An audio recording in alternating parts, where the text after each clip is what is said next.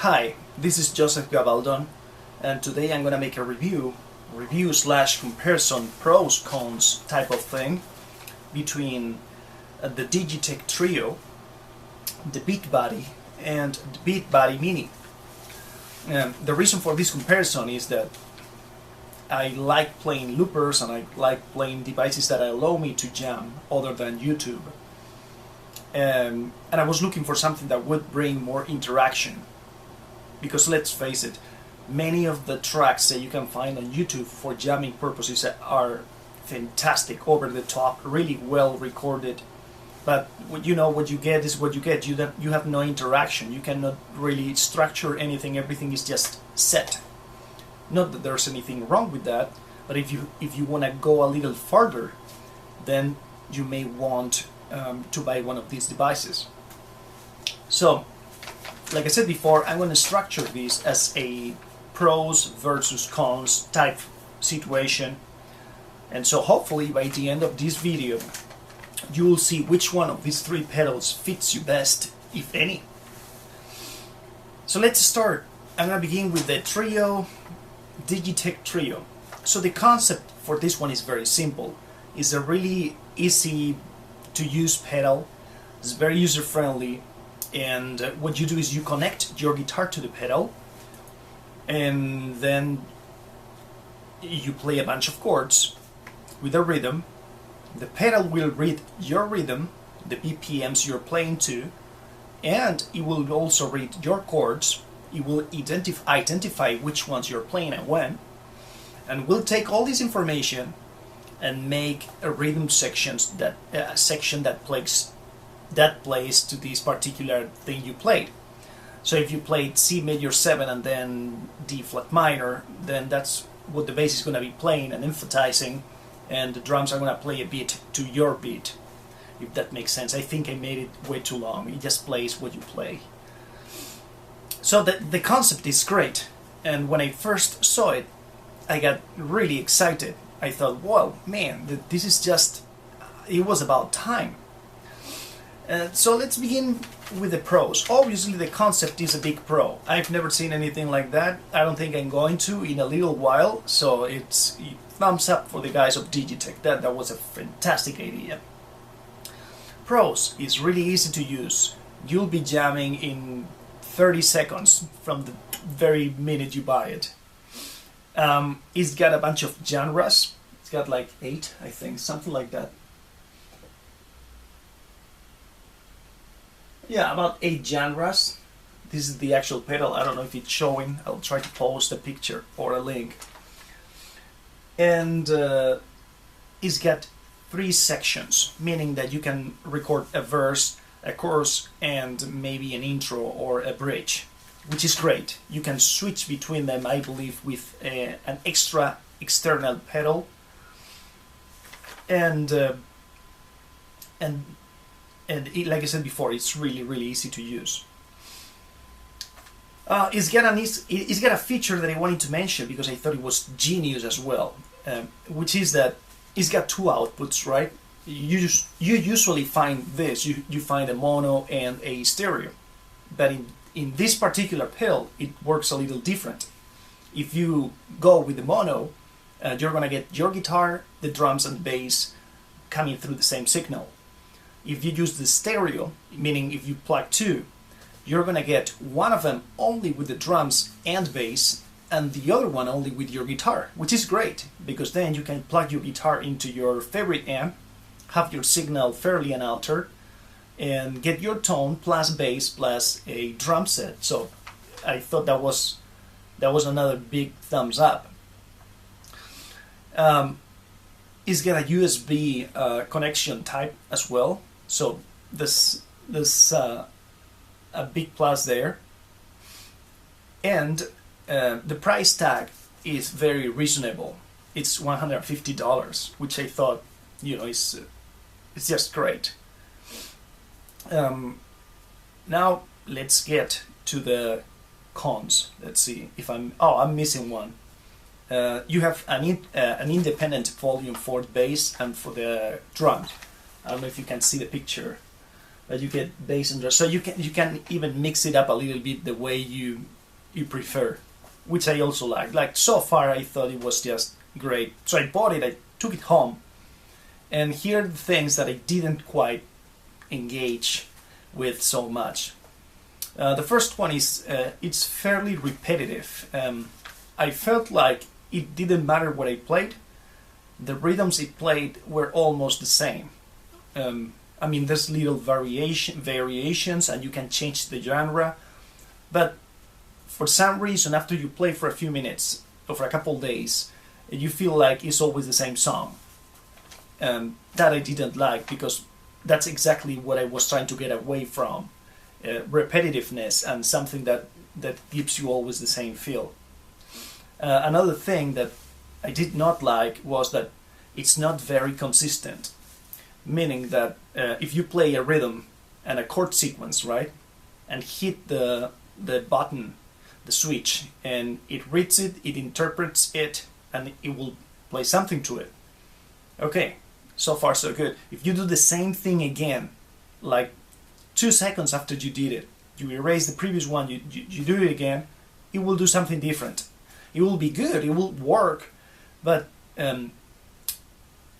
it doesn't make me comfortable, because I wouldn't play it live. You expect a bass line playing a certain rhythm, and next time the machine will generate something randomly different. Maybe not randomly, but different enough so that you're gonna get a little bit of a weird sensation there. So that I did not like either. The bass lines are fixed. That I did not like either. And I understand it's probably a lot of research already into this little machine, but I wish the bass lines were a bit more. It felt more what you play. They seemed too fixed. And another big downside to me was that even though it's got a USB connection, it has no MIDI output or input. So you cannot use it with a looper, which it would be great, because then you can record keyboards, backing vocals, or anything, and play it again and on the spot. But it does not have that. That being said, if you're willing to play at home occasionally, I think it's a fun machine. If you play a lot, you'll get, I think, you will get tired of playing over the same patterns fairly quickly, or maybe you won't. So I don't know. Maybe that was me only. I will encourage you all still to give it a try, and if you go to Guitar Center or to any store where they sell it, just give it a try and see what you think. But these are my very personal impressions on it. Now we get to the Beatbuddy, the pedal that's causing a revolution. Here it is. So this one is quite different. This is not going to generate anything, or is not going to react at all to what you play. Instead, what it does is it has certain patterns, certain songs, and each one of the songs has 2 different sections plus fills. The concept is that just by using this one pedal or its extension, you get to switch between the different sections, start the song, make drum fills and all that fun stuff, which I thought it was a fantastic idea as well. But these 2 pedals got me really excited, because I hadn't seen anything as innovative in a very long time. So that's really good. The display is very family friendly. No, not family friendly, user friendly. Probably family friendly as well, right? It's got a color code for the beat.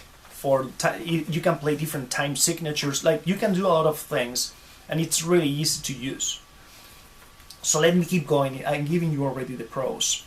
It's got around, I don't know if it is exactly 200 songs or around 200 songs, but right in the neighborhood, built in. Those songs are subdivided between 20 different genres. It's got MIDI, a MIDI connection, which means that you can synchronize it with a looper, which is also just, you know, coming from heaven. It's just so good. There's actually a looper called the Infinity Looper by Pictronics, which you'll find some videos on YouTube in which somebody learned how to, you know, synchronize the two devices, and they work like a charm. So hopefully I'm gonna do that myself, because I thought it was a really good idea. You can download songs and plug them in that other users maybe had built themselves or modified. So that's pretty good, because it's got you can do that through a USB port, which has as well. So it's got MIDI and USB, and it also has an SD card port. So it's like the machine itself it's just spot on, really, really good. Again, it's super easy to use. Not sure if I'm repeating myself, but every song's got 2 sections. Yeah, I said that before. And yeah, I didn't quite talk much about this, but the screen, it will light up in a color depending on which section is playing. Can't recall which color was which. And you'll get a highlighted section within the screen telling you where the beat is. For instance, if it's a 4/4, you'll get the screen subdivided in 4 different tones of whichever color it is. So if the screen is green, I don't know if you can see it here, every time there's a beat, you'll get a portion of the screen being highlighted. Hard to explain, but really easy to see and really intuitive to perceive. So once you have it and you see how the beat goes, it's just like second nature. So that's really good. Like, I can tell that these guys did a lot of research and really cared to make it easy and fun. So that's really good. But now let's talk about the not so good things. The first one, when I was messing with it, that I noticed was that without the bass, it sounds... I'm a guitar player, by the way. If you're a bass player, forget what I'm gonna say. But without a bass or any other instrument playing in the background or having the option for it, it kind of feels empty when you're playing. That's not a big downside, considering that this is marketed as a drum machine. So, you know, you get a drum machine. But my impression, especially comparing it to its competitors, or what I think they are, like the previously mentioned Trio by DigiTech, is that there's no bass. So if you play the guitar, you're gonna get excited, it's gonna sound great, but it's gonna be the, I don't know, this some kick that I was missing. Another downside, probably almost the deal breaker to me, was that although it comes with 200 songs in 20 different genres, that sounds like a lot of songs. However, they are divided in 20 different genres. So what you get is like just a bunch of songs per genre. If you like rock, and you get the subgenre of rock or metal, you're gonna get 5 to 10, depending on whether you get the Beatbuddy or the Beatbuddy Mini, which I will talk to you about in a sec. So that's a big downer for me, because once again, what I wanted was options, freshness, having new things to do every day, right? Or something that I can tweak so that it doesn't feel the same.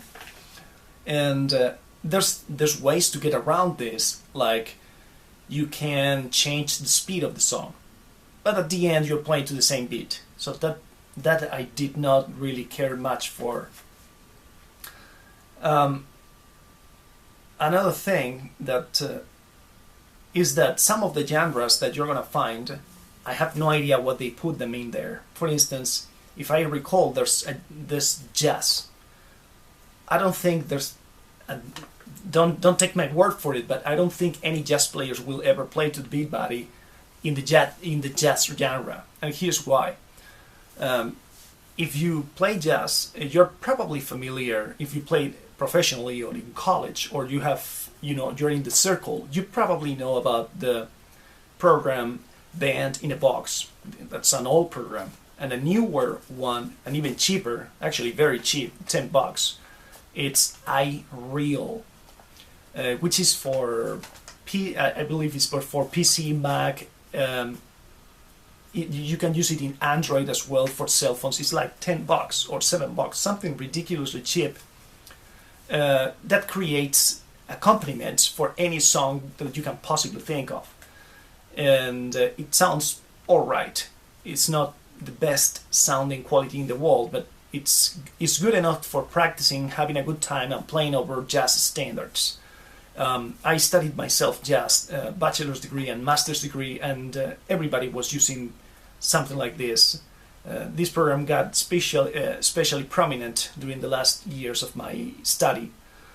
So that's one. I mean, if there might be somebody who's interested in playing to a jazzy beat, but I don't know, I don't see myself saying, hey, I'm gonna practice Girl from Ipanema, I'm gonna do it in the Beatbuddy, I'm not gonna get the actual chords, I'm only gonna get the drums, and I have to change the sections myself, but I'm gonna do it.